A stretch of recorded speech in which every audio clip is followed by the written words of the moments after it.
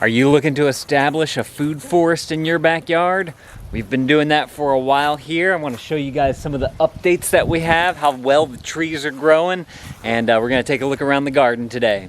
First of all, hi to all the new gardeners out there. This is Lane Vids. This is where we show you how to establish that food forest so that you can have some delicious food to eat and put into your bodies and into your kids' bodies and into your family's bodies so that you can grow healthy and strong. So if you're interested in that, you might want to consider clicking that subscribe button. Are you ready to show them around the garden? Yeah, Beckett's ready. So first of all, we always start here with the compost because I believe that compost is one of the key elements whenever you're establishing a food forest. You want to have some good soil to be able to put down for your plants because that's where all the nutrients are, and those plants are going to suck up that nutrients from your compost of all your dead and rotted stuff. And so it's just important to get those good nutrients, especially whenever you're starting out your plants. By the way, I got to show you all the banana tree. It's looking amazing. This side's just grass clippings here. This side had some food stuff in there. I haven't tumbled it in a long time. I really need to get out here and do some work. The weather's finally looking really nice down here. As you can tell, it's a little windy and whatnot. I got on the long sleeves finally. But if you guys want to check out this composter, it is like the cheapest composter that does a good job of making compost. It's called I think it's called the Yimby Tumbling Composter. They may have changed the name on it, but I'll link it up down in the description below. Y'all can go read other people's reviews about it, not just take my word for it. But for the price, awesome stuff. There is another one that I like called Lifetime. I just like that it has a larger door opening on it. I'll link up that down in the description below as well because it looks really cool. And if you have the room for it, I also recommend a compost pile. What I've been thinking about doing lately, I mentioned this in the previous vlogs, is I need to trim down all these branches that are above here. And I'm thinking about making this a big giant garden bed right here once everything kind of breaks down, and then maybe moving the compost pile over here or over there, just somewhere else.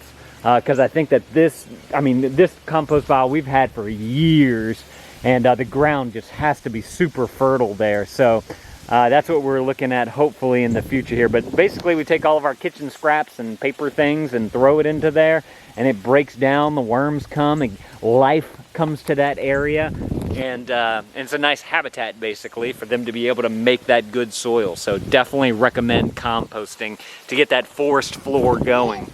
We have this one tree right here. I think it's a plum tree. I never can remember this tree and the other tree over there. One's a mayhaw and one's a plum. But this one, it usually goes dormant whenever it starts to get cold, and we had a couple of cold snaps. Some of the leaves are starting to curl back and whatnot. So I'm expecting this thing to just become a stick in the ground. And then the other one over here that I always get it confused with is this guy. This guy is just, man, he's taken off. I'm surprised by how tall this guy's gotten right here. I'll probably come through and maybe prune a little bit of it. Just some of these inside branches right here maybe.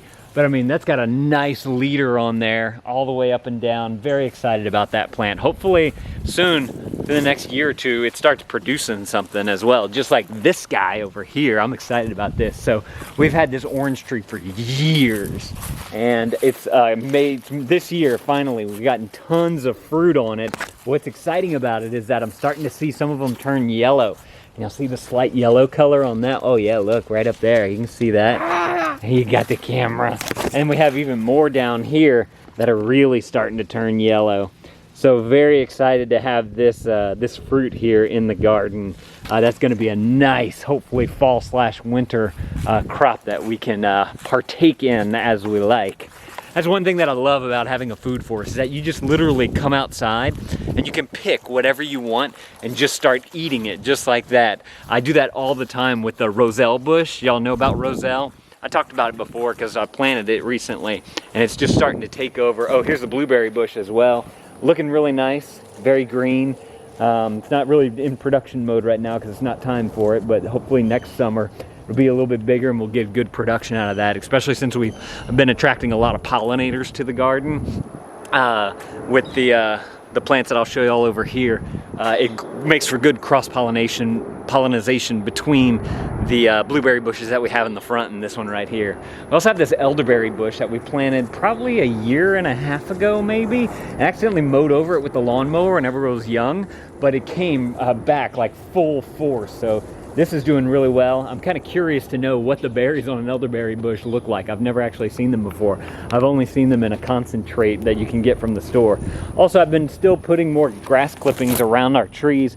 And I wanted to mention, one guy in a previous comment mentioned that I should pull my, make like a little divot around the trunk here so that it doesn't cause any wood rot or anything like that. That's I've been trying to go around and do that to all the plants as I put down more and more. I just, for whatever reason, I missed this one right there. So thank you to whoever left that comment. I'm sorry I can't remember your name. I don't have my computer in front of me. This area right here, like y'all saw, we ripped up everything and we had the exposed dirt right there. And Beckett's laughing. You excited? Yay, it looks good.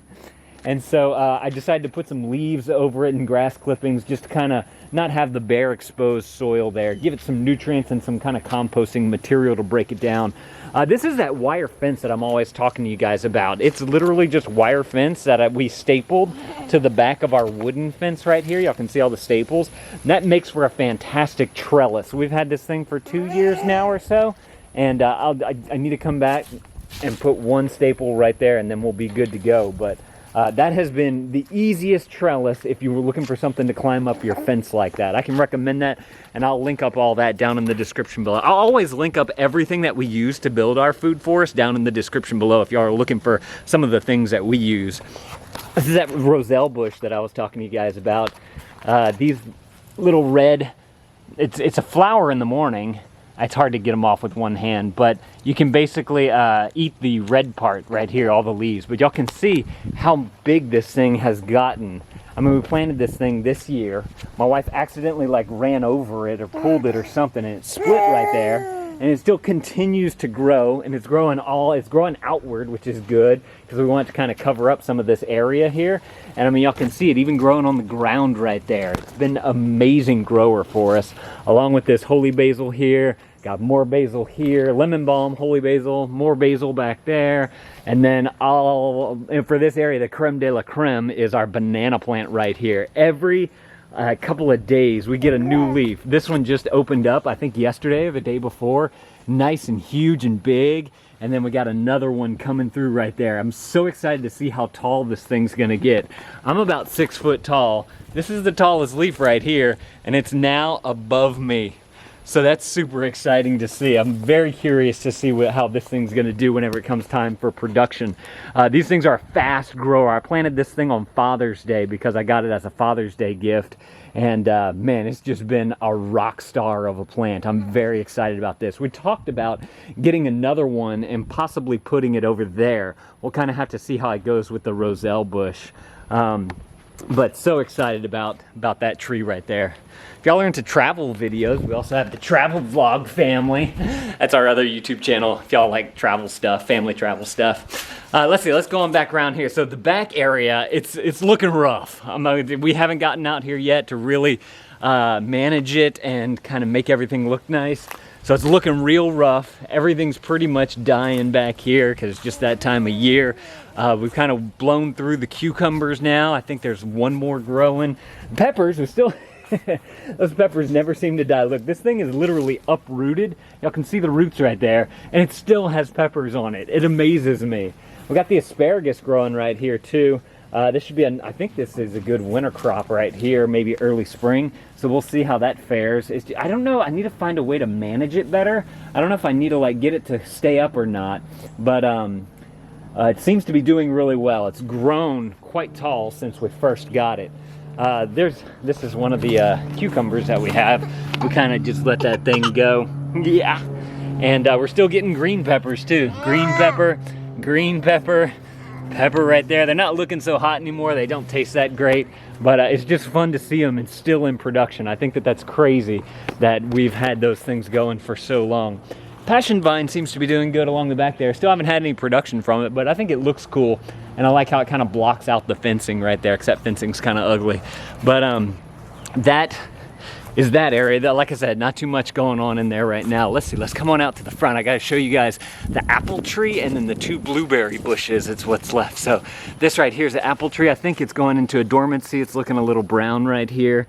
Not too much as far as production of anything, except I'm good to see all these leaves right here, because the leaves tell me that it's still alive.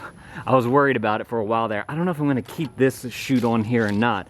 I don't know if I want to keep a center leader here, and this one's growing from way down here, and we also have another one down here. We'll kind of have to see how that does. Maybe just for some growth right now. If you guys have any suggestions for me, if I should cut that or not, let me know down in the comments below. Oh, we got this little sunflower plant that grew out of the side of this thing, because we had a sunflower here last year, kind of some leftovers, and the squirrels got to the head, like they always do. This right here is a blueberry bush that I was talking about earlier. Once we planted this, we started getting a lot more production because they're able to cross-pollinate each other, which is fantastic. And then we also have the other blueberry bush right over here as well, and it seems to be doing just fine. Again, even though it's small, this one actually gave a lot of production, so I'm very excited to see how this one's going to grow coming here soon. Like I said, if you guys are looking for any of the things that we've used to build our food forest, I'm going to link it all up down in the description below. Y'all can go and check out the things that y'all are interested in, and click the links to read some reviews to see if it's exactly what you need for your food forest. If you're liking what we're doing here, make sure to click that subscribe button, and what do we say at the end? Keep growing stuff and composting your food. Right? Say bye. Bye-bye, Beckett. Say, if y'all want to watch my birth vlog, I'll link it up down in the description below. All right, guys, we'll see y'all later. Bye.